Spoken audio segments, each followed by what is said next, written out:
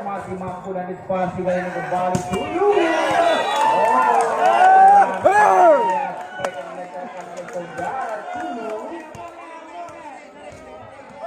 Pecah je dah weh. Baik-baik dia jauh. Kita cara lain ni. Ini demo yang pertama kita masih mampu dan disparasi kali ini kembali dulu.